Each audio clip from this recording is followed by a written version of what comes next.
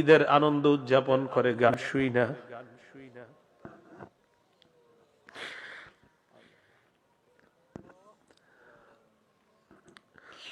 আপনার নবী হাদিসের মধ্যে বলছে, মানুষ নিয়ামত পাওয়ার সময় যখন বাদ্যযন্ত্র বাজায় এটা অভিশপ্ত।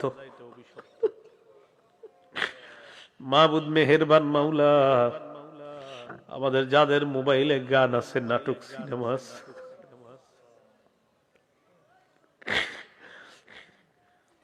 আজকে থেকে এগুলা যেন আমরা সবাই ডিলিট করে আমাদের মোবাইলটা পবিত্র বানাতে পারি, তৌফিক দান করে দেন।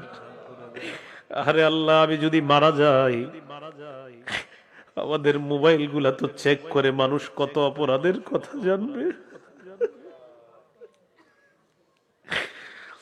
মাবুদ মেহেরবান মাওলা, মেহেরবানি করে সমস্ত অপরাধ থেকে বেঁচে থাকার তৌফিক দান করে দেন। আল্লাহ, এই মাহফিলটা আপনি কবুল করে নেন, এই মাহফিলের মানুষগুলাকে আপনি কবুল করে নেন।